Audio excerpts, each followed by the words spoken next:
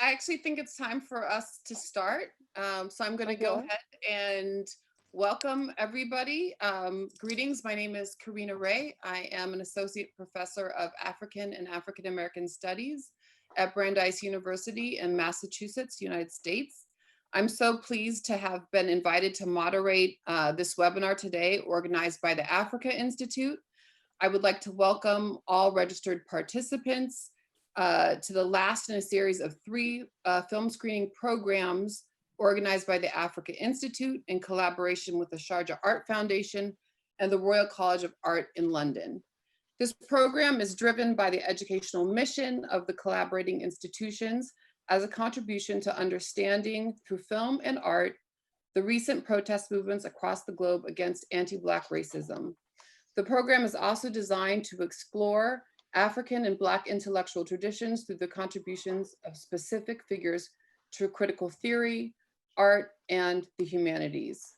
Today's webinar focuses on the work of acclaimed Egyptian writer and filmmaker Jihan El-Tahri. Over the last 3 days, the Africa Institute's website has streamed 3 of her many films, including The Tragedy of the Great Lakes, Behind the Rainbow, and Cuba, an African Odyssey. And we now have the great pleasure of discussing those films. Just a few notes about today's webinar before I introduce our speakers. This webinar is currently being live streamed on the Africa Institute's YouTube channel and will also be posted there with Arabic subtitles for future reference in due course. We will take questions from the audience through the Q&A section at the bottom of your screens, and we'll try our best to answer as many as is possible. So right now I would like to welcome and introduce our speakers for today. We have Jihan El-Tahri, a multi-award winning film director, visual artist, producer, and writer. She currently serves as the general director of the Berlin-based documentary support institution, DocsBox.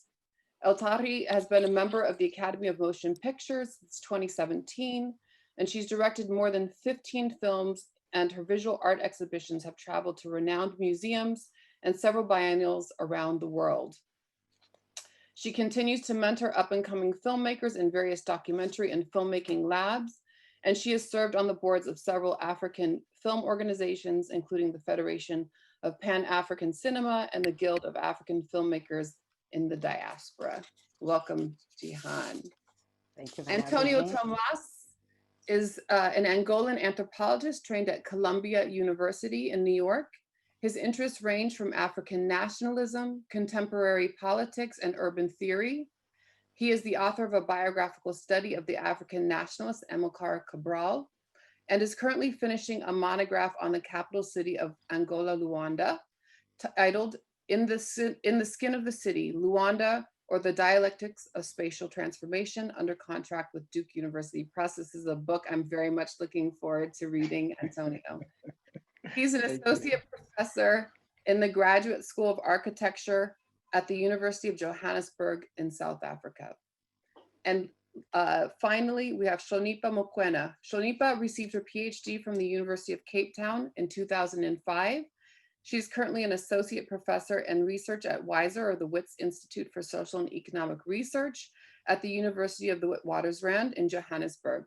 Her articles have been published in the Journal of Natal and Zulu History, Journal of Religion in Africa, Journal of South African Studies, UFAMU, a Journal of African Studies, Interventions, the International Journal of Post-Colonial Studies, and Image and Text in Critical Arts. I would like to thank all of you for accepting our invitation to this program and taking the time to discuss Jihan's amazing films. And just 3 of 15, and I know many more to come. I'm going to start the discussion today by briefly just reflecting on my own engagements with Jihan's work and the kinds of questions it's raised for me in terms of my own research agendas, but also the way in which her work resonates with me both personally and ideologically. And then I'll ask Hlonipha and Antonio to reflect on their own connections and engagements with Jihan's work, and we'll just sort of open the discussion up that way. Jihan, feel free to ask questions, intervene, and we'll get the discussion going that way, and then we'll begin to integrate the questions from the audience. So for me, the connection to Jihan's work was made most powerfully through Cuba and African Odyssey. And long before I had seen the film, I had traveled to Cuba, and I had met an Afro-Cuban named Brio, who, when he found out, this was when I was a graduate student many years ago, he found out that I was studying African history. He said, oh, I served in Angola. And he started telling me about his experiences in the second half of the 1970s. He'd served twice in Angola. And I knew a little bit about it, but I had never heard in such detail the kind of personal experience of somebody who had served on the ground. And it always sort of lodged in my head as something really powerful that I wanted to learn and explore more about. But it was also very different than the work that I was engaged in my own work in Ghana. And much later, I saw Jihan's film, and I teach it every year. When I teach my African history courses, that's always a film that I teach. I teach it, in relationship to Southern Africa and the frontline states. And again, you begin to hear all of these voices in this kind of rich tapestry of engagement that spans the Atlantic world, and it expands across the Southern African region. And for me, it's a painful history in many ways, but it's also very much, I try to talk to my students about this sort of love story that this history tells of this engagement with Cuba, but also with the frontline states and the push towards liberation in Southern Africa. And so that propelled me to begin to do my own oral history work in Cuba, which I've been doing over the last 4 years, going down and interviewing the ordinary Cuban men and women who served in Angola, and really beginning to kind of understand the kind of complexity that Jihan is getting at in this film, at this very kind of micro level. And I'll just conclude my remarks by saying that one of the things that when I stand back and I look at Jihan's body of work, this incredible corpus of films, I also see the Pan-African spirit in you. And I love that so much. And that so much for me resonates with how I understand my own Afro-diasporic subjectivity as a person who is committed to this very vast vision of Pan-Africanism that spans the continent, that spans the diaspora, that bridges the North and so-called sub-Saharan Africa, that pushes against these kinds of false dichotomies. And also I just have to say, it's just a pleasure and to know Jihan. She's such a wonderful human being. So Shonipa, I want to hand it over to you for some opening remarks, and then Antonio.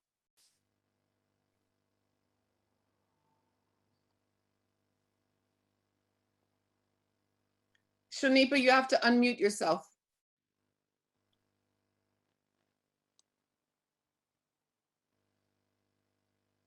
Unmute.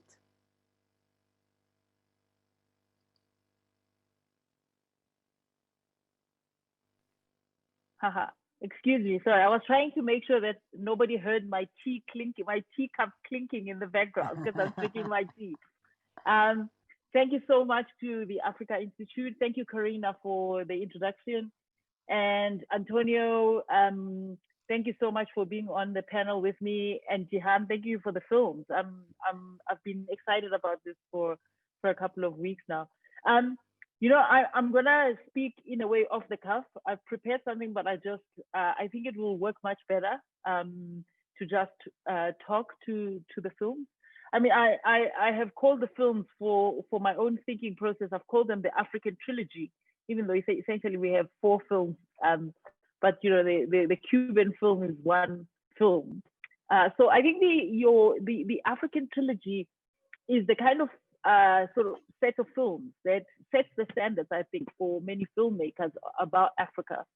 Because at one level, the films are delicate and lyrical, in the sense that, they're not clunky or clumsy or put together from just newscasts or a form of journalism. But then at the same time, they also don't take any prisoners. You know, the films are very hard hitting. There are no untarnished heroes. Everyone sort of has a dark side in the sense that no one is left unquestioned. And at the same time, you know, in some ways, Africa comes out as the most beautiful element of the film. So it's not about making films that show Africa as quote unquote backwards, or about showing Africa as poor, but actually showing African politics as complicated not just by history, but also as complicated by the present, and then this kind of anticipation of the future. So one of the themes that comes out a lot in the films, and I think Karina has already talked about it a little bit, is the question of nostalgia. That all the films are suffused with this nostalgia for the anti-colonial movement. I mean, for me, the moment was that inauguration of Nelson Mandela, when all these anti-colonial leaders arrived. I can even remember watching it live. You know, Gaddafi arrives, the whole stadium or the whole venue erupts. Julius Nyerere arrives, and the whole place erupts. Kenneth Kaunda arrives, and the whole place erupts. And that succession, that almost like Hall of Fame of anti-colonial leaders who are now mostly gone. So there is, for even the viewer, a sense of nostalgia, in the sense you're watching the film, but you already know that a lot of the things that you're watching are in the past tense. Jonas Savimbi is in the big past tense, in the sense that he is gone.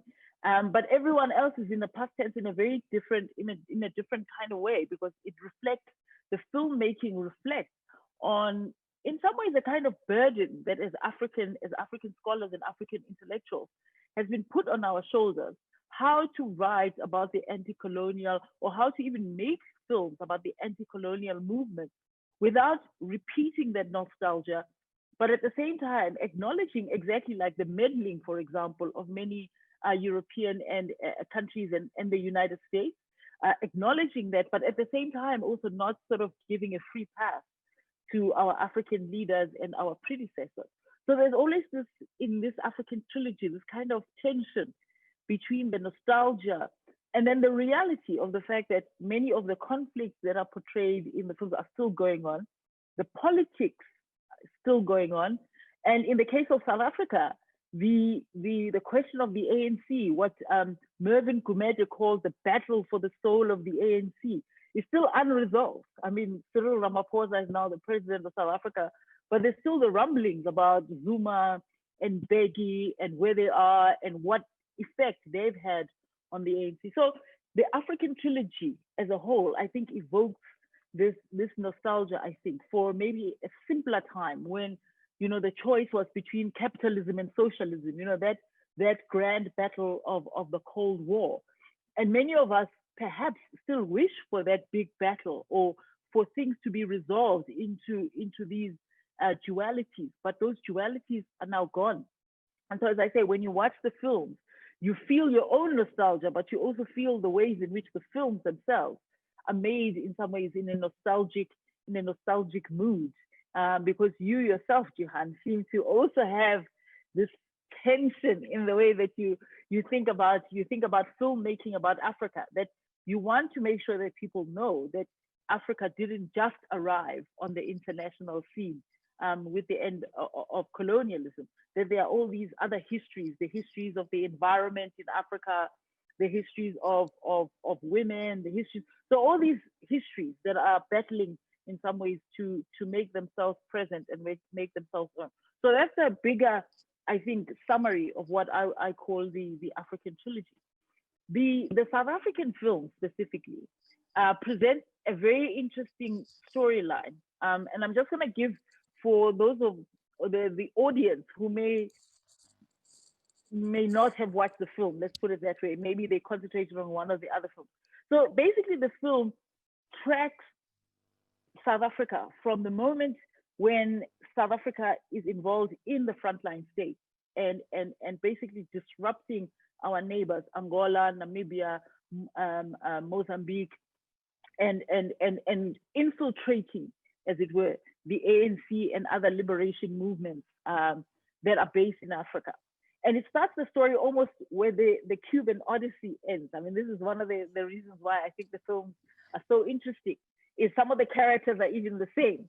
So it starts off almost where the Cuban Odyssey ends, where the Portuguese colonies in Africa gain their independence. And then all of a sudden, in some ways, the focus shifts towards two countries, Zimbabwe and South Africa. So in Zimbabwe, you have the government of Smith, and then you have apartheid. And apartheid sort of also interestingly looms large as just a term.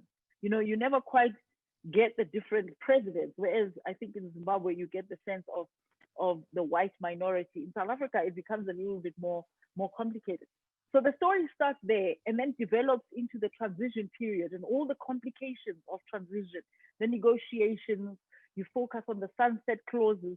And then actually, I think the part that most people would identify with, the struggle that emerges between Jacob Zuma and Thabo Mbeki in the aftermath of Nelson Mandela. And what you use as a symbol is this economic change from a redistributive economic strategy towards a more conservative Washington consensus strategy. So the film is full, for those people who are interested in South African politics, it's full of those tidbits of South African history, where you see the tussle, as I say, for the soul of the ANC. But you also see a country that is almost tearing itself apart, trying to decide which direction to go. Are we going to go left? Are we going to go right? Again, exactly because those big moments of African liberation are now in the background. Nobody wants to hear about African socialism anymore. Nobody wants to hear about controlled economies anymore. Nobody wants to hear about Ujamaa and all those third world and internationalist ideas. Everyone now is focused on how do we distribute wealth? How do we change South Africa? How do we take power from the white minority and give it to the black majority? How do we take economic power, especially from the white minority, and give it to the black majority? But the way that the film is done is it's done in such a way that it's not a kind of stale account of that tussle. You know, it presents the drama of it. I mean, at some point, you even describe Jacob Zuma's problems as becoming like a soap opera. So there's a sense in which everyone becomes a personality. Nelson Mandela emerges as a larger than life personality.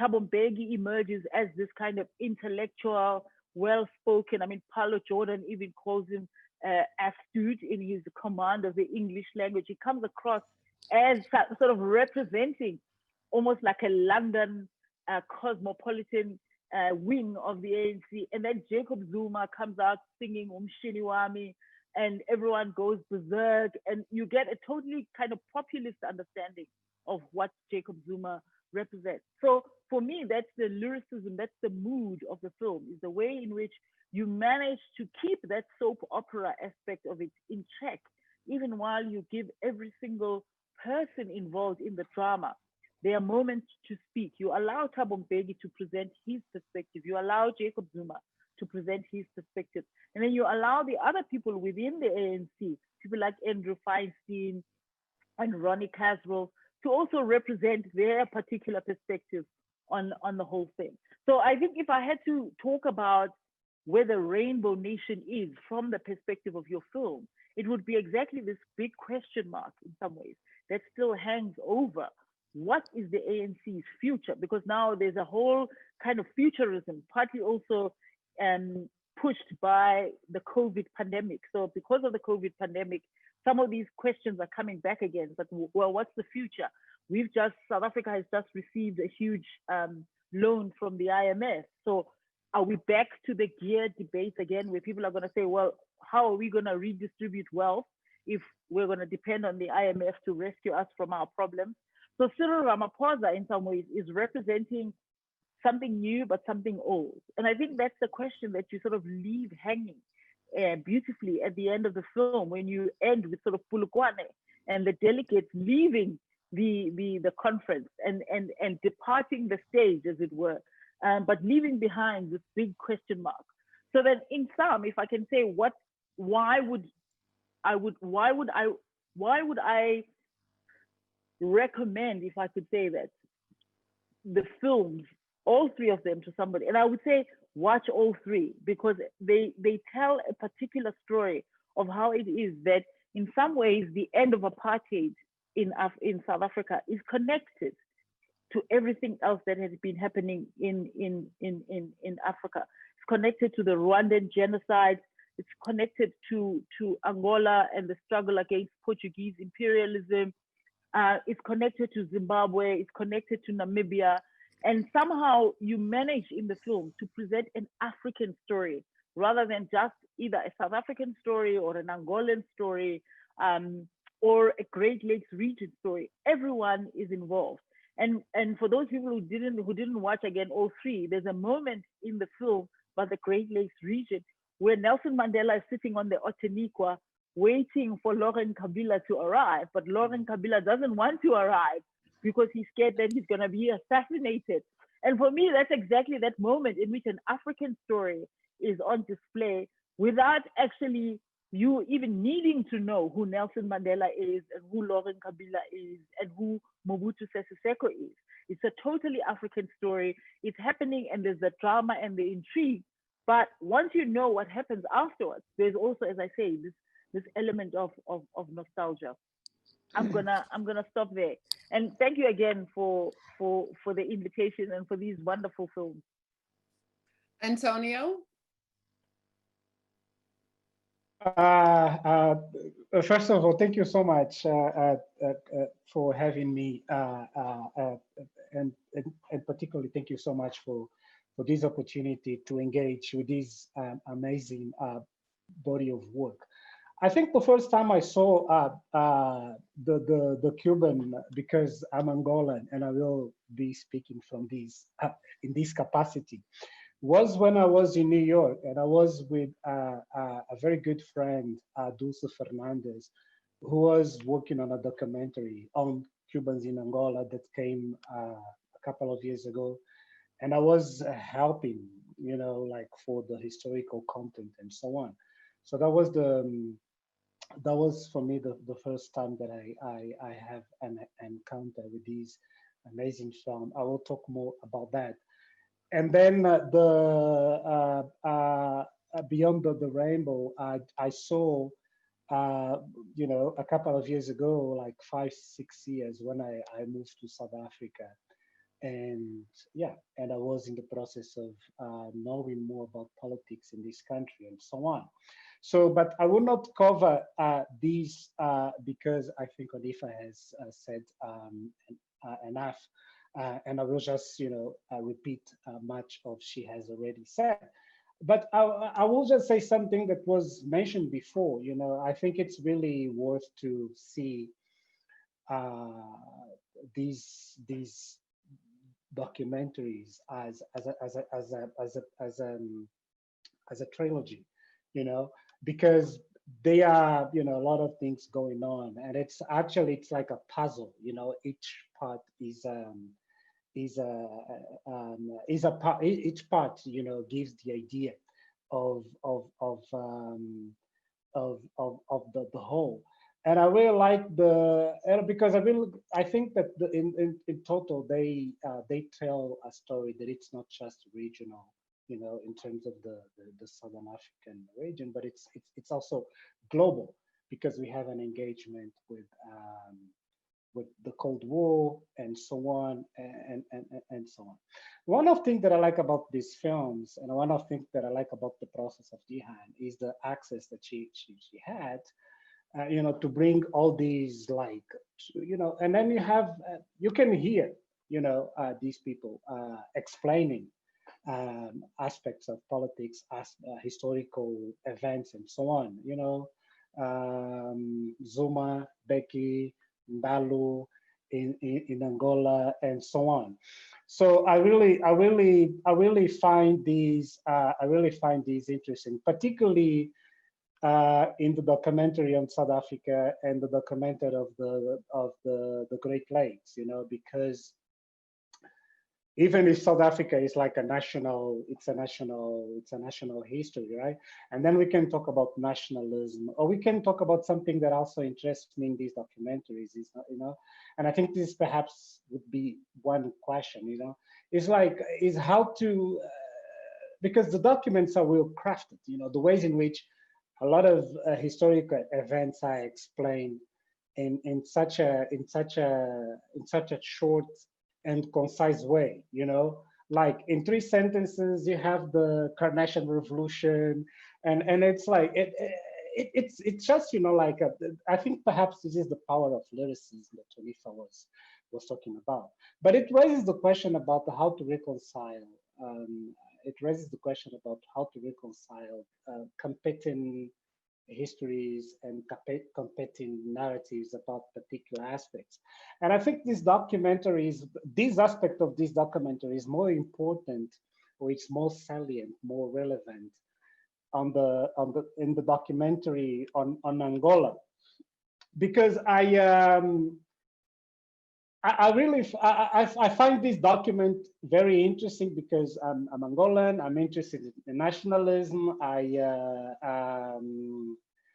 And I know, and perhaps Jihan knows as well, that this documentary was banned in Angola a couple of years ago when a group of people tried to show, in a public event, and the then Ministry of Culture didn't allow the document to be shown because of the fact that of what I was saying before, like these competing narratives. Because in Angola, everyone like me who go to school in Angola knows that José Eduardo dos Santos is the great hero of the end of apartheid and the great hero of independence of Namibia. This is what people are in school. So to have someone saying something otherwise, that perhaps this is not the reality, that perhaps Che Guevara or Fidel Castro have like a more important role in these narrative. I think that was something that was disturbing in Angola. So I think that this is one of aspects that these documentaries raise, and perhaps Jihan would elaborate a little bit about that, how Actually, to reconcile how all these competing narratives, because on one hand is like the national narratives, and every country, every place, every country has a national narrative. And the other one, you have like these narratives that are more complex because they are regionals, like even in this part of the, South Africa, like even apartheid, and the ways in which there are different ways to engage with these historical issues. So I would stay here. yeah, you've actually, if you'll allow me to intervene, it's a great pleasure first to have you all, and thank you so much for showing my films. and and Antonio, you've allowed me to start with an anecdote, and I love anecdotes. So I have to so I have to tell you about this. The film was they asked me to show the film at the opening of the very first edition of Triennale. The Angolan Film Festival, it was the very first edition, and I gave them the film 5 months before the film started, the festival started, and on the day, and I couldn't go because I was in the middle of shooting the South Africa film actually, so I couldn't go. And I remember a friend of mine called Pedro Pimenta who said he'll introduce it for me. And so the film starts, and halfway in the middle of the film, Pedro calls me. He says, "They've just stopped the film. I don't know what's happening." And I'm like, "Really? Why?" Because they had a copy of the film for 5 months. And I'm like, "Why?" And he says, "I don't know." Fine. Then it goes on, and then the following day in the newspaper, it was banned and the whole thing. The funny thing is they banned it, but they forgot to tell the jury of the festival that they had banned it. Okay? And so 10 days later, when the festival was ending, same old Pedro calls me up. He says, Jihan, you won't believe what just happened. I said, what? He says, you just won the festival. So what do you mean? Like, I thought it was just banned. They said, I think they forgot to tell the jury, so you won. So he had to go up on stage and get the trophy. He got the trophy and then called me an hour later. He says, you won't believe what just happened. I said, well, what else happened? He says, they took the trophy back from me because the film's banned. So that's just for the anecdote. But the more important thing is that I had spent 2 years going in and out of Luanda on the promise of Eduardo dos Santos giving me an interview. And you won't even imagine the number of hours I sat in that antechamber of his office, and I never got the interview. I really tried everything. Wrote letters, got everybody involved. I didn't get the interview. Now, after the film, I got a message from the presidency saying, you can come do the interview. And I was like, but the film's out. And the reason I tell this anecdote, because you're completely right. And it takes me to two different areas at the same time. One, which is filmmaking, and what you were talking about, reconciling narratives. First of all, one thing that is very difficult to transmit to people is that if you're not in the film, it's difficult to talk on your behalf. The best you can do is to make sure that that perspective exists. But I cannot, if you're not part of it, then there's not much I can do. Now, the problem with what we're all taught of at school, not just you and the narratives we are each taught at school, comes from a perspective. And one of the reasons I'm making these films is the truth is we have not been told our history. We do not know our history. And one of the things I'm trying to do, or I've been trying to do since started dealing with these issues, I want to explore and understand the stories that we have not been told, but I want to explore them and understand them from an African perspective, not just from reading the books that have been written about Africa. And that's one of the reasons that I really try hard to get only and exclusively firsthand eyewitnesses to the events I'm talking about. So it's not about somebody telling me that is what we should know about this event. It's more about trying to understand from the perspective of that's where we were and that's what's happened. Now, obviously, that brings all these different histories sometimes in clash. So,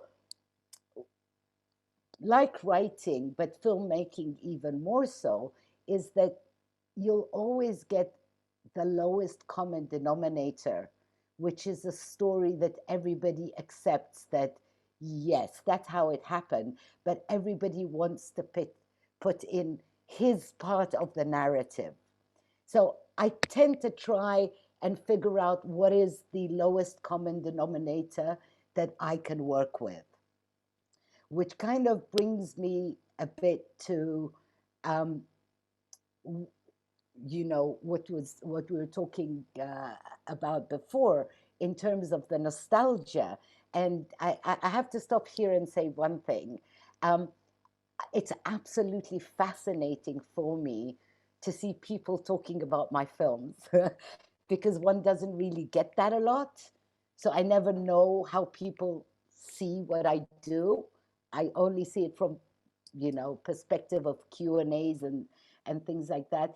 And what Clooney was saying about a trilogy, I never actually at any point thought of these films as a trilogy. Each film was done within its own context. And it's only much later when somebody was interviewing me And they said trilogy. And I thought back and I said, it actually is a trilogy. I hadn't planned it as a trilogy, but because of my own obsessions, once you kind of figure out one step, you kind of tend to go to the next one. And the South Africa film actually comes after the Cuban film, whereas if it is a trilogy, it should be the other way around. Now, to tell you how I was thinking, for me, okay, it's very simple. I'm obsessed with independence. My obsession is trying to figure out how is it that so much hope, so much vision, so much possibility for the future within the context of Pan-Africanism, absolutely no doubt about it, because that was the collective vision. How is it that such a vision and such amazing people with such forward thinking, how did we end up like this?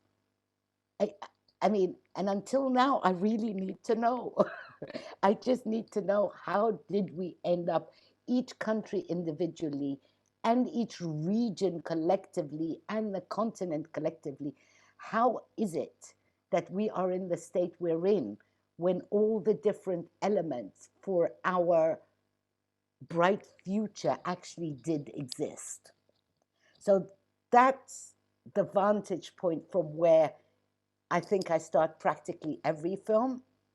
So the tragedy of the Great Lakes was really, in a funny way, it's the other way around. Everything's the other way around, because Cuba's African Odyssey, which, by the way, is a name I never chose, and that I did this entire film with the name of this film being Requiem for a Revolution. And it was, for broadcast reasons, something I still disagree with, by the way, but anyway, um, it became Cuba's African Odyssey. And the funny thing is that once it's called Cuba's African Odyssey, we tend to see the Cuban role much more than if it had been called Requiem for a Revolution, because it's actually about three revolutions that are strung together or sewn together with the role of Cuba. But we go deeper into the stories of the revolutions. And what I was interested in there was that moment of thinking of independence, how it, and for the South African film, it was, and once I kind of grappled with that, I kind of figured out that things start going wrong, not at the moment of independence, but at the moment of the transition. Once it's now an independent state, and at the moment of transition, there's this bickering, there's this, things take a different course than the dream. And so for me, the South African film was the process of losing that dream. It was about that moment of transition. Yeah. And the Great Lakes, which was the one I did first, is about post all of this and the battle for power and the inability. It really is about these 2 years when Pan-Africanism, which played a role in bringing all of these people together to get rid of the last vestige, or what's the word, comprador class of colonialism. These African countries came together to get rid of that, and that parenthesis of 2 years failed. So in a way they are a trilogy, but it didn't start off that way. It started off from this real need as an African and as a Pan-Africanist to understand, how did we get there? And once we understand how we got there, disregarding who gets the good role, who gets the bad role, because it's always very funny. And so it's for Behind the Rainbow, for example, it's always much easier to show it outside South Africa, because the South Africans always look at it from the vantage point of Zuma and Mbeki, whereas for me they were just the symbols of these two brothers who done, who were right there doing what needed to be done at the critical moment. And just to say one more anecdote, and then I'll leave the space. When the Behind the Rainbow first screened at FESPACO, and it was the 40th anniversary of FESPACO. It was really funny because when the film ended, um, all the ministers of culture of the African states were there because it was the 40th anniversary. And the first person that came out was the Minister of Culture of Senegal, who told me, this was really about Mamadou Diop and Senghor, right? And I was like, kind of. And then the Egyptian was like, you're talking about Nasser and Naguib. And like every country had its Tabo and it's same as Nigeria, same like you go through the countries, this very close alliance between two very important people who had a very important role was recurrent. And the conclusion of the film is really saying we've all had the same history. And South Africa had this opportunity of this crossroad. You're either going to copy us all 53 countries or 54 countries, or you're going to take the other route, which nobody tried.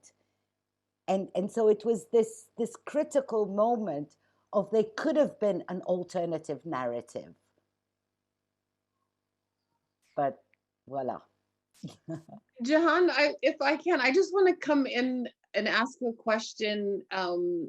In a way, it's what we've been talking about, sort of in the order of the films, both in some ways the way that you made them, but the way that we as individuals view them. And pulling back not from the trilogy, but thinking about Cuba and African Odyssey and the tragedy of the Great Lakes. So I watched them in the reverse order of how you made them. I watched Cuba and African Odyssey first, then Tragedy of the Great Lakes second. And then I, in preparation for this, I went back and I watched them back to back again. And I suddenly had a whole different understanding of the films, actually, that, because in some ways, the Cuba and African Odyssey, you are chronicling the rise of Mobutu Sese Seko. And with Tragedy of the Great Lakes, you're chronicling his demise. Precisely. And then I suddenly thought to myself, what does Jihan make of Mobutu Sese Seko? And for you, because there are all of these other, when we talk about your all of these films together, I mean, Mobutu is not necessarily, some, even in the Tragedy of the Great Lakes, like, yes, he's a very central figure, but when I look at the two films together, I think to myself, was there some kind of driving interest or preoccupation with him in particular that drove you to these projects, or is that just a kind of coincidence? It's a coincidence. I think one of the things that has become very important for me is that I figured out that nobody is really evil and nobody is really, you become a dictator, you become a tyrant. And in many ways, all of us have our input in this transformation. Each and every one of the leaders, I believe, somehow believes they're doing the right thing when it's glaringly obvious for everyone looking from the outside. And the reason, which I think is a very important detail here, to come back also to one of the things Antonio said, some of my previous films, other than these, I was very interested in, I hate to say that word, but I'll say it anyway, the masses. So I tried to do films, social films from the mass level. However, I realized that we're not even actors in our own stories. We receive, we have no clue what's happening up there. Our destinies are guided by the politics that imposes realities on us, and we deal with it, we react to it, we become part of it, we accept it, we don't, whatever it is.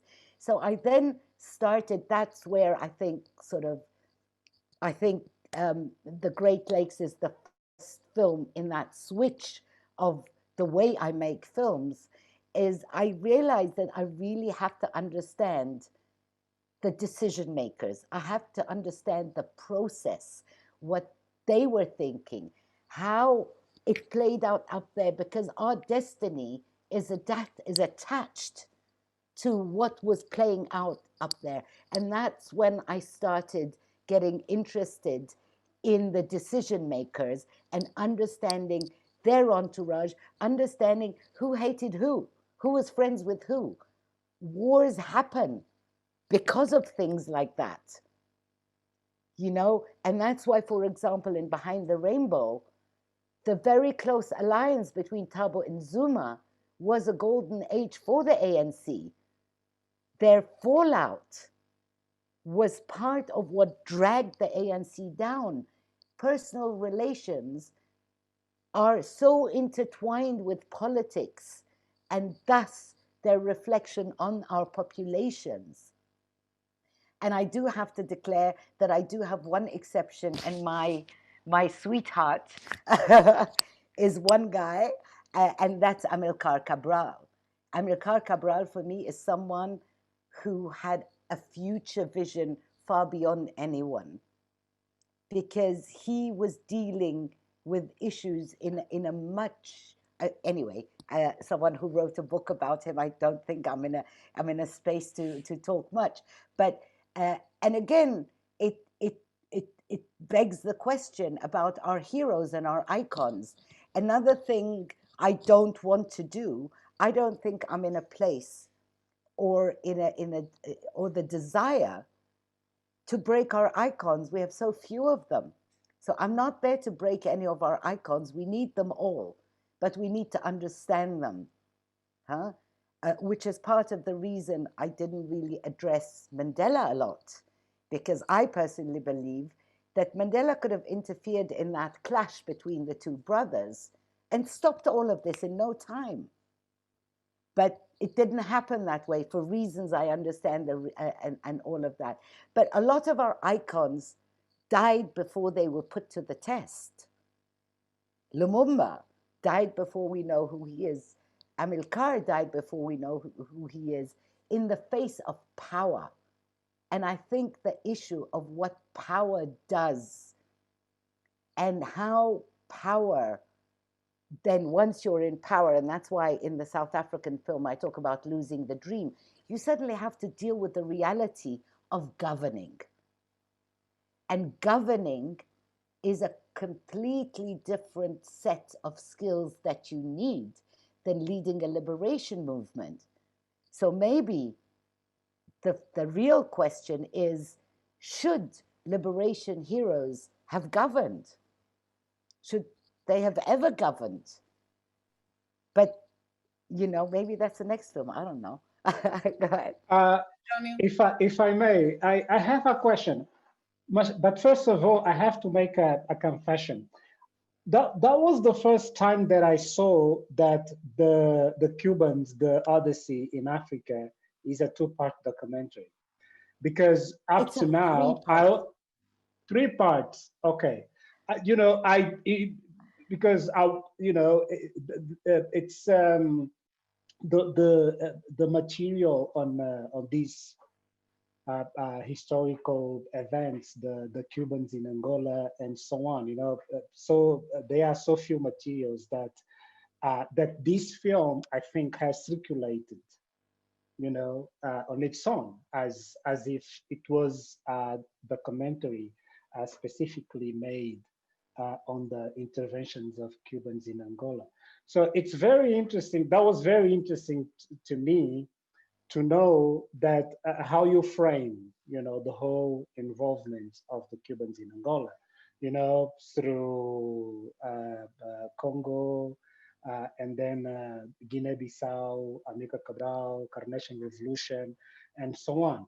So it's a very interesting entry point. I think that the second part on Angola has something that one also finds in the other two documentaries, in the one on the Great Lakes and South Africa, it's like, and I think it gives some agency to, because you are talking about power, politics, and so on. It gives some agency to, and I think this is what I like about this trilogy, it's like the agency that gives to Africans, because I think that this is one question that concerns you. And in the Great Lakes, you see that, like the strategy and so on. The South Africa, it's all about political strategy, Zuma and Becky and so on, and how the sunset clauses and so on. So how to solve problems of power and so on. But in the documentary on Angola, this is not very present, because all the strategic thinking is on the side of the Cubans. Okay. I mean, I know it's very touchy for the Angolans, and I do have to say that Angola was probably the hardest place to work in, to be honest. It still is. It's very hard to. That's why I want to also. Yeah. But okay, that several things I need to say. Number one, the film, actually all these films, all three of them, started as either a 6 or 7 hour cut. Okay? And then you have to go down, because these are films that need to come out in the cinema and need to be broadcast.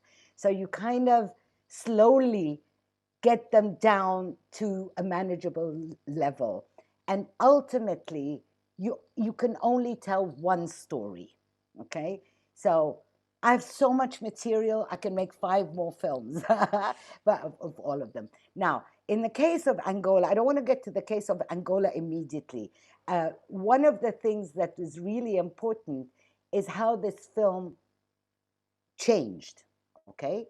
This film, everything I had read ever on these African revolutions, because you have to remember what I wanted to make was a film about African revolutions. Everything indicated that it was part of proxy wars. So African revolutions and African liberation movements were simply pawns in a chess game of the Americans and the Soviets. And everything you read, all the documents, all the archives, everything I found. And suddenly one of the things I do when I start researching is that I do a whole list for the Freedom of Information Act, and I request the declassification of documents. And one of the documents that I got declassified was a wiretap of a conversation between Khrushchev and Castro, which basically they were slagging each other.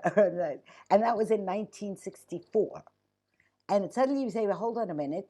If they're not on good terms, how come they would be giving him arms and supporting him to go to the Congo, knowing that there's uranium in Congo and knowing that they just pulled out the missiles from Cuba? Something didn't make sense. And so basically I spent a huge amount of time just trying to figure out, why would they do that? And suddenly, while trying to research that, a whole different narrative opened up in front of me. And the different narrative was simply one of the Che's soldiers who didn't understand my question, and my Spanish isn't brilliant, so I kept trying to reframe the question because I thought, and then at the end he looked at me, he says, what are you talking about? The Soviets didn't even know we were there. We were in disguise for the Soviets not to know we were there. and suddenly the carpet is pulled under from, you know, the rug's pulled under your feet, because you suddenly realize that, okay, there's an entirely different narrative that isn't documented and that I have to reconstruct bit by bit. And that's how that starts. Now, to get to Angola, same story. The story of just the Battle of Kifungundu, okay? You don't even know how much I have put together. I have a timeline of the Battle of Kifungundu, which is minute by minute, not hour by hour. How they arrived, where they went from here to here, which battalion went from here to here.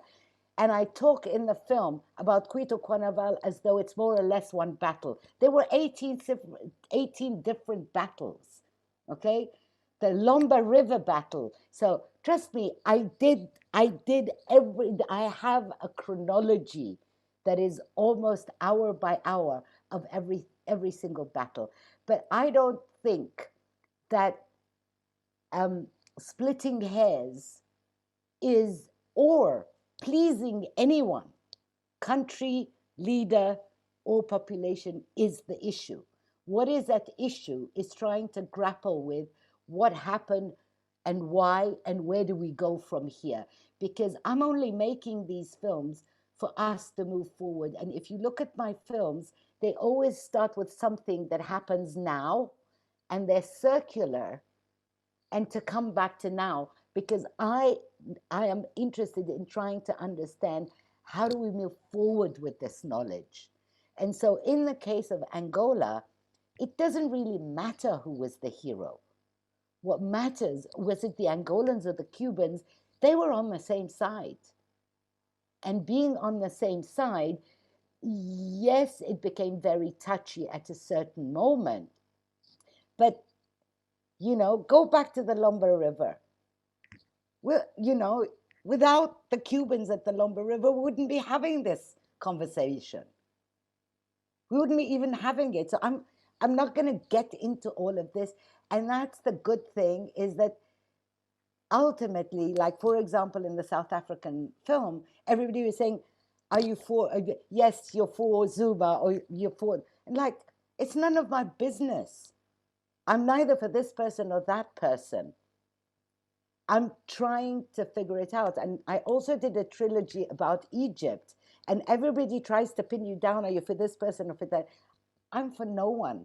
I really need to understand so we can move ahead. And that's why, I mean, I don't know if I'm answering your question, but I think Absolutely.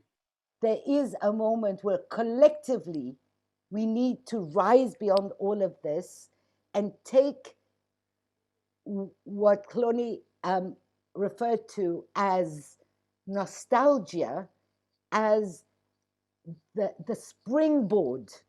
We need to understand our past in order to move ahead.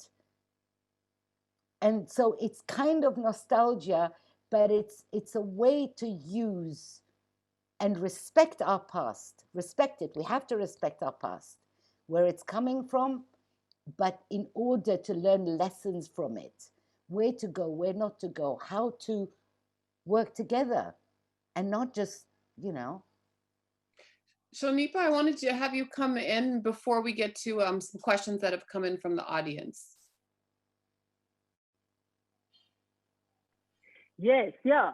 Jihan, I think you've sort of set yourself up for your next film, because one of the things that has emerged in South Africa in the kind of post. I don't do sequels. No. Once you've done it, you run and you don't come back, huh? No. This will be a continental story, because you were talking about Amilcar Cabral. Because in South Africa, there has emerged what I would broadly call a kind of anti-constitutionalism. And there are different strands of this anti-constitutionalism. And one of them is this kind of beatification of people like Steve Biko. And again, it's a very selective beatification, because everyone wants to talk about Steve Biko, but nobody wants to talk about Robert Sobukwe, for example. Precisely. And one of the interesting things is that the apartheid state was much more terrified of Robert Sobukwe than they ever were of Steve Biko, right? Because they were terrified of the of the kind of pan-Africanist Africanism that Robert Sobukwe represented. So you have this very bizarre thing where people focus on the Constitution as a kind of betrayal. They portray it as a betrayal, and then they say, if Steve Biko was here, things would be different. And you're thinking, maybe not, because one of the things that happened, and I think this is one of the issues about Nelson Mandela that most people don't realize, how else actually Nelson Mandela finessed all the ANC's former enemies and put them in cabinet and essentially destroyed those organizations. So the PAC was destroyed in the same way. I mean, Musibudi Mangena, I think, was appointed as Minister Black of consciousness Culture. too. Exactly. Tera Ligota was a Black consciousness activist, and they were all pulled into the ANC in one way or another to create, again, this almost illusion of an umbrella organization. And many of them lost their power because of that.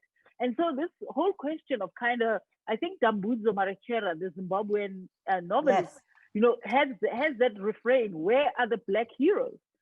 And that sense of kind of how do you write about, or how do you make films about heroism in Africa without resorting to these very easy choices where you say, well, if someone died before they could taste freedom, then they almost immediately become a hero. I mean, Steve Biko, that's the story. Robert Sobukwe, that's the story. How do you write about it, or how do you make films about this heroism of people who didn't actually get to enjoy the fruits of liberation? One of the things I realized, and it really hit me while I was making the South African film, I mean, it was a very complicated period. I mean, I'm sure you remember when even interviewing, I mean, it took me forever. Anyway, I'm not going to get into the details of that, but it was a really, really complicated moment. And it suddenly struck me that I had entered the scene at the moment of the constitution of what I come to call the mythologies of independence. Every single liberation movement, and I kind of stopped and started looking at other countries just to wrap my head around it. We suddenly think the ANC was the only element present in this independence. It suddenly takes the lion's share. What happened to Azania? What happened to Black consciousness? What happened to PAC? And like, it's exactly like if we talk about Algeria, we talk about the FLN. Nobody even knows who, does anybody remember what the name of the other parties were? Nobody remembers. Even in Egypt, we talk about the free officers as though there were nobody else.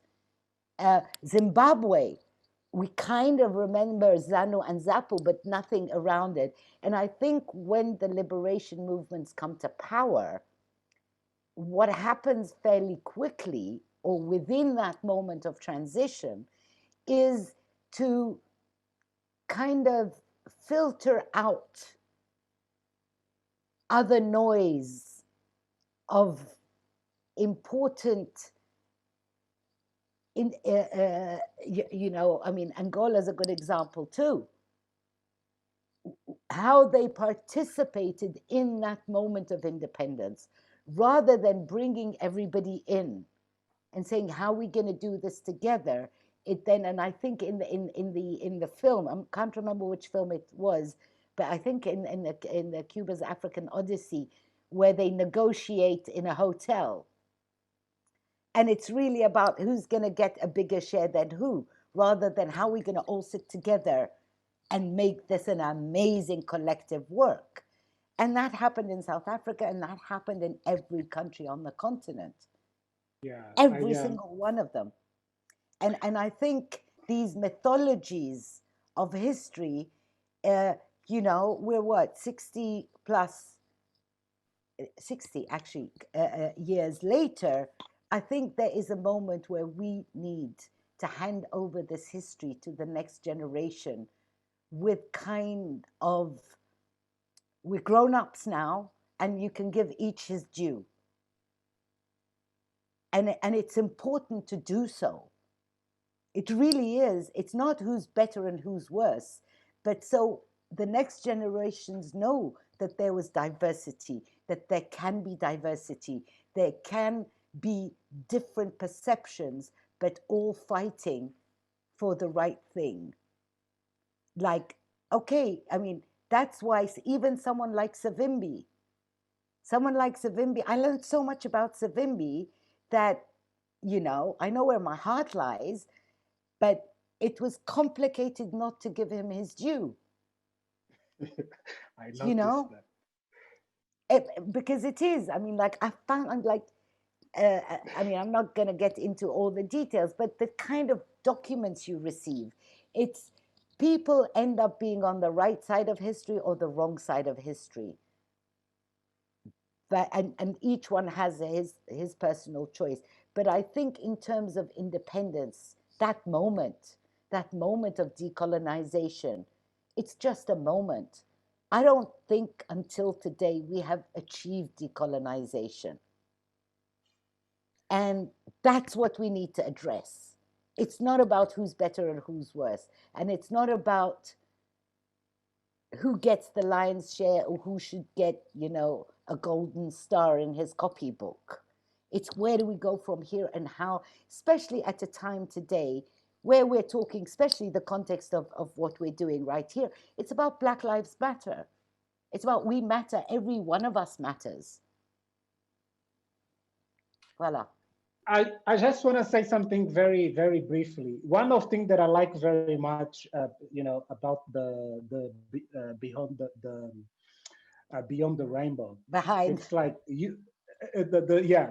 It's like you. It's so there are so many parallels between ANC and the AMPLA in Angola that perhaps I totally agree with you. There is something about post-revolutionary movements or post-independence movement. How they become corrupt, how they destroy any other small, like so how they co-opt like the intelligentsia and so on. So it's really powerful. A lot of what guided me was off the record discussions. And that's one of the things that I think is really important. Even if you do not manage to get it on camera, I think there's an ethical responsibility of navigating what you already know. So I had a lot of off the record discussions. Even Lucio Lara was very sick, but I couldn't get him. But I had talked to him. I had many conversations with Paulo George, things like that. And there's so much that you get as subtle indications even. And for example, the Cuba role, if I'm allowed to say one more anecdote, the person I wanted to interview most was Camillo no, not Camillo, sorry, Osmani Cienfuegos, who is Camillo Cienfuegos' twin brother. And I literally went to a hotel he has in Pinar del Rio and I camped out. And I'm saying, I'm not leaving here until I meet him. And finally, I got to see him. And in his house, he looked at me very blatantly. He said, okay, you've gone through so much trouble. You either get the interview or I won't give you the interview and I'll promise to tell you exactly what happened off the record.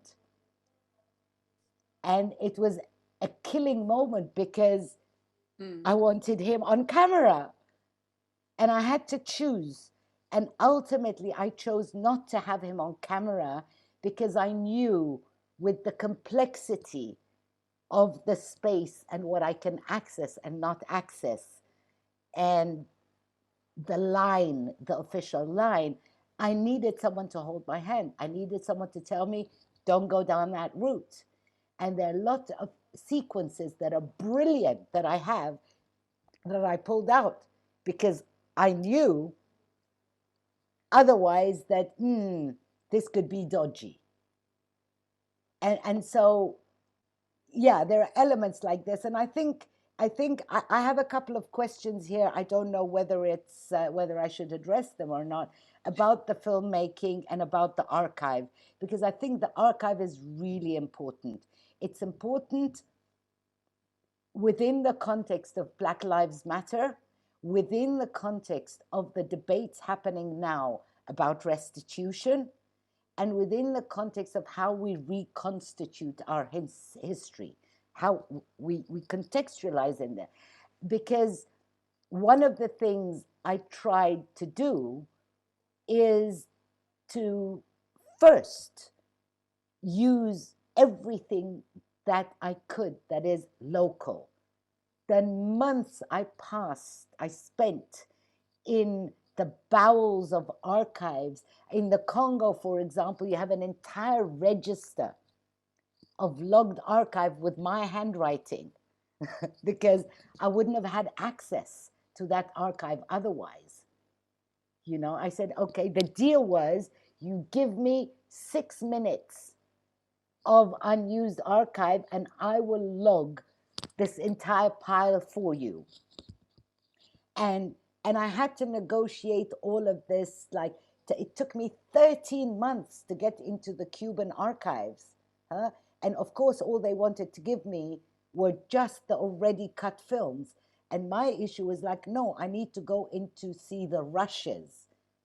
And finally, when they let me in with a big fat smile, thinking she's never going to find her way in there, there's this huge, massive room, and you had all the reels, 0 logs, with just a sellotape on the side with the date. And luckily for me, I work by dates, I work by timelines, and I was like, oh, 10th of November, Kifongondo, I'll take this reel, please. But you don't know what's in the reel. One of the reels had this great image of Fidel on a safari. It was just a reel I happened to pull out. And I saw this image, like, I don't know how I'm going to use it, but I'm going to use it. So there are images like this. So the archive is a depository. Now, you can have the best images in the world, but if we don't use it with care, if we just use it as illustration without at least trying to contextualize, it's a representation. We have to understand that this is not reality, because who sent these cameras to shoot these specific events? It's people who thought that these events are worth keeping. So already it is a vantage point. Now, if I start using, to answer one of the questions, if I made the choice of making deals and times and blah, blah, blah, to reduce how much I can pay for the archive, because if you use the kind and amount of archive I use, you can't make your films because it's like, just for your information, in Western sources, and now, for example, in South African sources, they charge you 4,000 euros a minute of archive. So how can you possibly tell your story? You can't. Nobody has that. So I've become the queen of barter. I'll give you this if you give me that, and I'll do this, and if you give me that 30 seconds. So it really becomes, it's all sorts of things, but the clarity of how it is you want to make it and how much you have to make it pushes you to make kind of deals we shouldn't be making. And that's where restituting our images and having the right to use our images to tell our own stories. We're still in the phase of understanding, discovering the different narratives. All I've done is I've just added one brick in the wall. I've only told one story of one event. Many other filmmakers should come in, contest what I'm saying, give a different vantage point, add on to it. We need to build that wall together. It's not about proving me right or wrong. As you said, this is one vantage point. The next vantage point could come in and should come in and add on to it. The PAC story and how it came, that narrative should come in. Jihan? Yes. No, I was going to say, I mean, I think in some ways what you're saying sort of answers the second part of the question, right? You answered directly. You're very creative in figuring out funding strategies that are often not about money, right?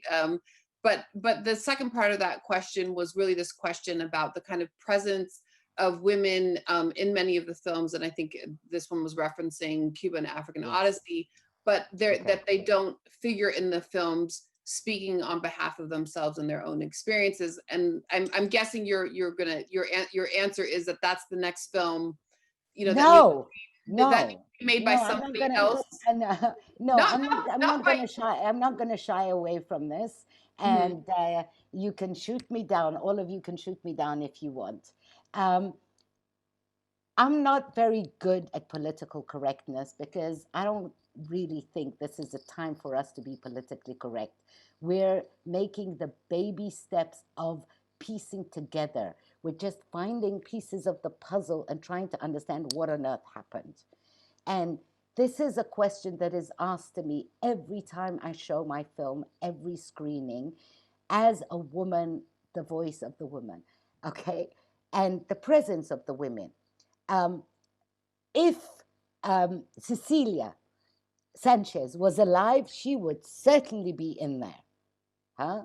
There are certain women that did have a role, but a minimum role. The story I'm putting together did not have the presence of women, whether we like it or not. And the absence of the women is a big part of my narrative.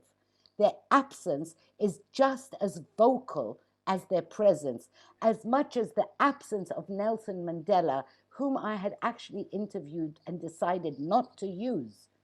His absence is part of my narrative.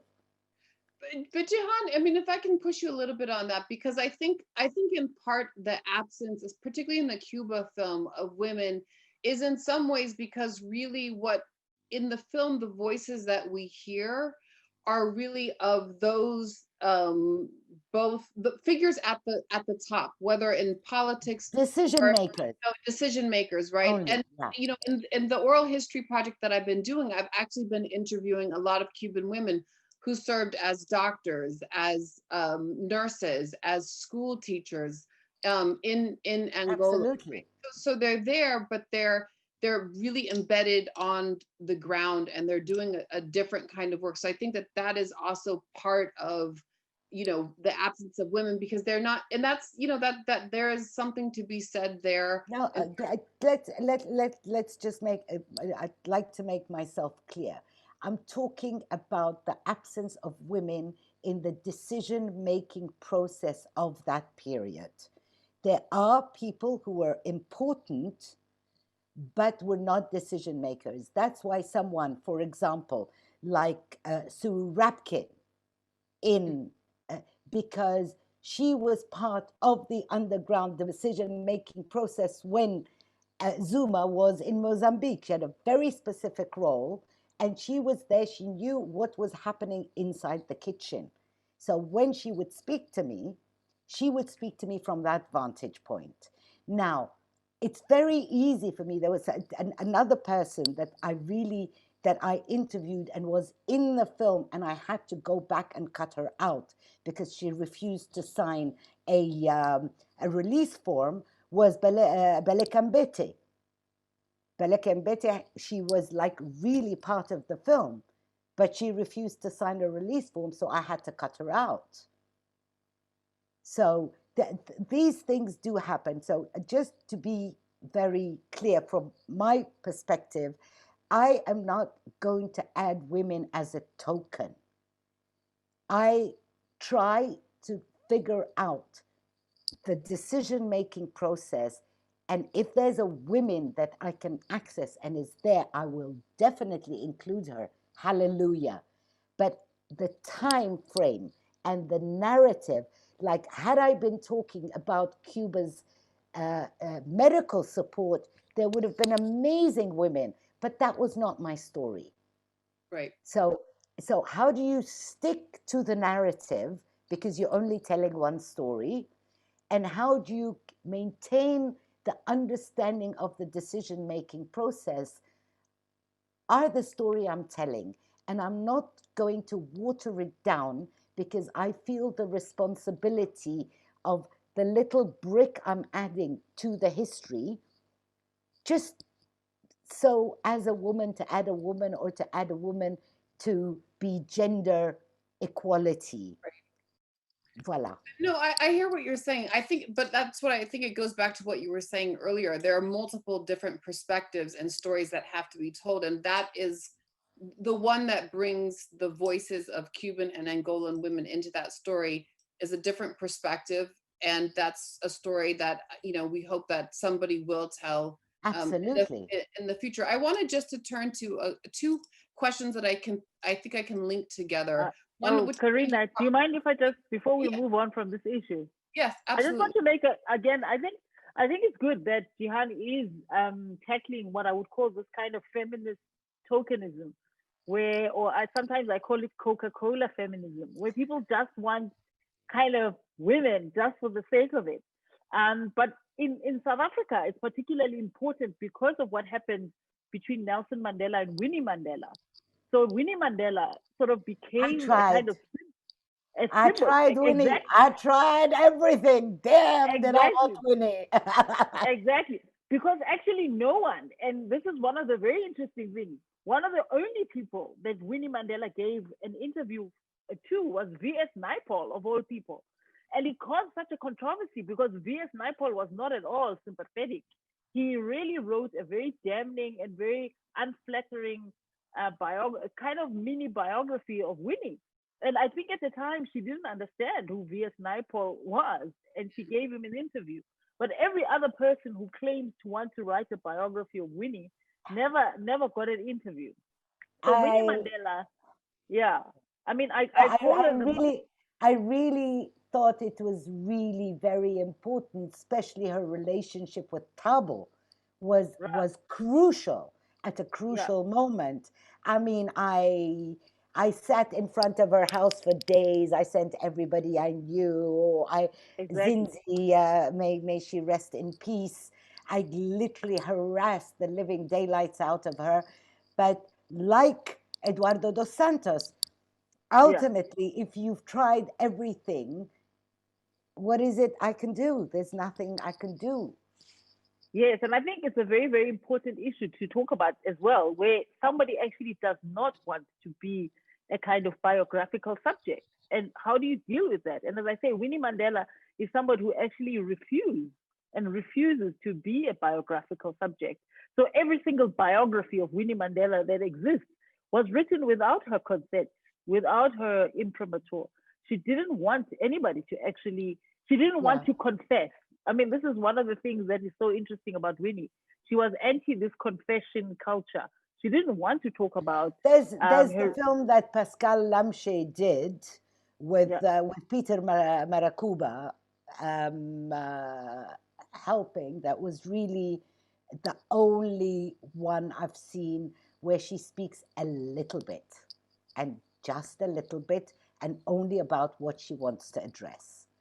That's another problem, because just having someone in your film is not enough. Am I just going to be happy? I mean, you saw in Cuba's African Odyssey, Castro's only there for what? Less than a minute.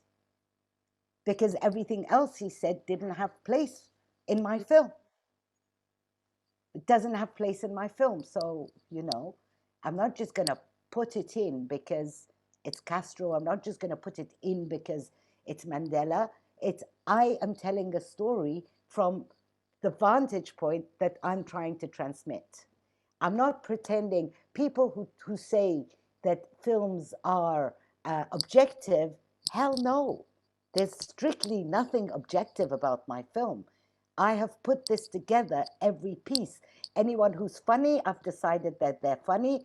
Everybody who's it's every piece of that film I've put together. So I cannot pretend that it's objective. However, what I've tried to do is to leave as much space and platform for them to tell the content from their vantage point. But the narrative as such is mine. Jihan, there's a question that comes in, which is interesting because it sort of reframes what Tonipo was saying earlier about nostalgia.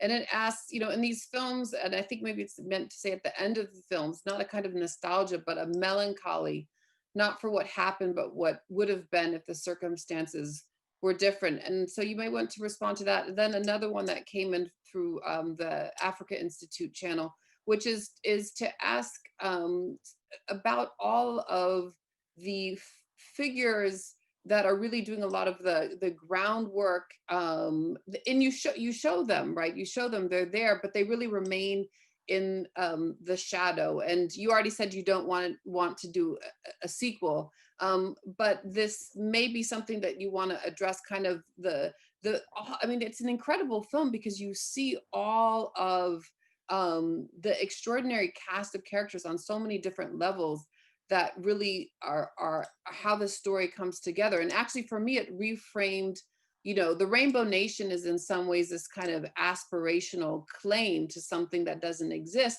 But when you look at your film, you see a different reality. It's a rainbow without the kind of, you know, bells and whistles, but there's a certain kind of complicated rainbow that is not just South Africa, but the kind of what it's liberation, and it's the ANC in a way that I think complicates what we tend to think of. And I think some of those figures really come out in Behind the Rainbow as well. So I don't know if you want to address those two. Somehow the three questions are connected, so let me try to answer them all in one if that's possible. First of all, it's really important for me to recognize that these histories are complex. They're not complicated, they're complex. And trying to simplify them down to the bare bones is simplifying a narrative that I don't want to simplify, because why should we? We are as complex as everybody else. And I think that complexity needs delving into. I try to address it. And that's why sticking to a single story is really important, because sticking to a single story is what allows you to go deeper. Otherwise, you're constantly going very wide. And I tried it in my last 3 films to do these two perspectives of the people and the decision makers. It's very difficult to get them to cohabit because you're suddenly telling the story from 2 different vantage points. Huh? But it's possible. So anyone out there who wants to do sequels, I'll give you all my material and I'll help you as much as I can, but I'm not doing it because I do think that other people should. I really don't think that I should be the one that comes back to a story. Now, about the nostalgia, if you look at all my films, I never have a conclusion. I don't have a conclusion to any of the films because, number one, who am I to give a conclusion? The truth is that I'm just making the film to figure things out as much as everybody else. And if anybody wants to join me, ahlan wa sahlan. And not having a conclusion is a position. It's a position because it might be sad, but it's not over. Because we're not over yet. We're in the process. A lot of people talk about Afro-pessimists and that, you know, what are you on about still being a Pan-Africanist? Because, you know, like we figured out that it doesn't work and all of that. I disagree profoundly because it's the process of thinking. And that process is an ongoing thing, you know? And by the way, Thabo Mbeki, I only got his interview when I was in the cutting room. And literally, I tried for 4 years and it didn't work. And just before entering the cutting room, I sent him a huge letter using Amilcar Cabral, saying that it's not about winning or losing. His name is still remembered in the townships in South Africa because he left behind him a legacy, maybe interrupted, maybe not complete, but there's something to think about. And I do think that Thabo Mbeki's reflection around African Renaissance is another one of these milestones that was really important. He ended up giving me the interview, but categorically refusing to talk to me about African Renaissance, which was the weirdest thing. But anyway, so I don't know if I've answered, but it is about, it's about talking about the past in the future tense.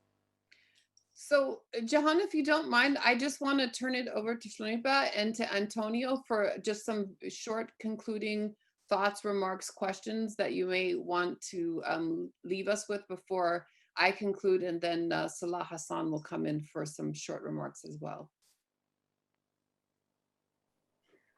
This has been so wonderfully invigorating, and I want my conclusion in some ways to be this thing where you're talking about the past and the future almost working together, because as I'm sort of mentioned or hinted at when we were talking about Tambuzo Marechera and this whole question of the heroic African, why is it that there is this search for a narrative of African heroism, of African futurism in some ways, when, as you say, there's so much in the past that we still don't know. There's so much about our own past that we haven't quite narrated, but haven't also found the language in which to narrate it. Because film is just one kind of language, and there's so many other different registers, different tongues, different translations that still need to happen. And that need to be dealt with in different modes, in different moods. And I think Winnie Mandela is exactly a kind of example in which there's just this unspoken, almost conflict between her and Nelson Mandela, and the way in which the older Nelson Mandela got, the more vocal she became about how it is that other people meddled in her relationship with him. And there's a sort of unfinished story there. And that represents, I think, a larger continental story, partly masculine versus feminine, if one wants to put it that way, but also this unresolved question of, can we really think about our history from an objective perspective? Because there's always, I think, a kind of subjectivity to African history. Because when you are an African, how else can you tell the history without being invested in the history? And I think a lot of your comments tonight show that investment in the history, the passion for the history, that cannot be detached, that you cannot take away and say, I'm going to tell an objective African story. Somehow, as Africans, we always have to be imbricated in our own stories. We have to be invested, we have to be passionate, we have to not take sides, but we have to in some ways show the sides. We can't just sort of pretend that this is a neutral story about history and about narrative. So that's the thing that I found the most exciting about tonight's conversations, is the way in which you sort of almost filled in the silences in your own films. You talked about the things that didn't go into the film, the stories that still need to be told, the missing gaps. And in a way, you, as you say, you're opening it up to other filmmakers to sort of tell their own narratives from where you've ended. So I think that would be sort of my takeaway, my concluding remark, is the way in which you've used tonight and your storytelling and the narratives to sort of tell us more about what is not in the films, and how it is that those are also important stories that need to be told, but that's not your story. Antonio, thank you. Thank you. It has been a very rich and very interesting discussion. I just want to make two final points. about about what you how you talk about Cabral today and so on. I really agree about the past, and I really think that we are not done yet with the past. I really think that there should be a way for us to bring back these old dreams of emancipation and liberation, and like even all dreams of experimentation with like poverty alleviation and so on, just to give an example, Ujamaa, and to see just to engage with all of these potential that a lot of people were thinking about in the past, and to see how this can reinvigorate the ways in which we deal with our present situation today. So yeah, this is my first point. So I really think that we are not done with the past yet, and I really think that this is a very important task for us to do. My second point is more about your style. One of things that I liked very much in these documentaries, and I think it's very clear in every single documentary, because I think it's a personal choice, that as you mentioned today. Normally, when people talk about Africa, in wherever they talk about Africa, they have to go to Oxford or to Cambridge or to Harvard and to get an expert to talk about Africa. And I really find very interesting the idea that you can engage with Africa history, like Africa, all these ideas of Africa, relying exclusively on the discourses that Africans produce themselves. So those would be my two final remarks. Jihan, I don't know if there's anything that you just wanted to say before we close. Thank you. Thank you. And there's a lot of work to be done. And I think it looks scary, but it's not. I mean, finding it's complicated to get a hold of archive. All these things are. We have so many amazing stories and so many amazing young filmmakers out there who, just let's work all of us together. That's, I guess, what I really have to say. Thank you. So I just wanted to, close by saying, this idea that came up a few times, that we're not done with the past, right? And we are literally not done with the past, because the past, and if we look at our contemporary moment, and the United States brings all of that together right now. The past is so present. I mean, one could make an argument that the past is actually on steroids here in the present moment. And for me, this is why I think that your films and your style of filmmaking is so important, because they are the ways in which this conversation has brought out all of the connections, right, between things that are sometimes seen as distinct histories, right? And we begin to see all of the networks and all of the connections that weave them together. For me, I think one of the most important things, I think sometimes when we think about nostalgia, right, we're this idea of romanticizing something that is problematic. But when I look back at this particular moment of the expression of this all-encompassing Pan-Africanism, to my mind, right, that is really where we find the seed of our liberation as African descended people worldwide. It's expressed in that all-encompassing vision. And so the more I think that we can tell that story and understand it, and also understand why that vision slipped away and something else came in its place, can help us to try to figure out how we get it back. And I think this is what your work is doing. And so I want to thank you, Shonipa and Antonio, for joining us. This is, I think we're 40 minutes over what we were what we were supposed to be. I know I'm talkative, but sorry. Yeah. No one has ever had a boring conversation with Jihan. I can say that I've never had one. Nobody has ever had one. And A pleasure. Time slips away. I just want to ask Salah Hassan to come and join us so that he would give us a few concluding remarks. Salah?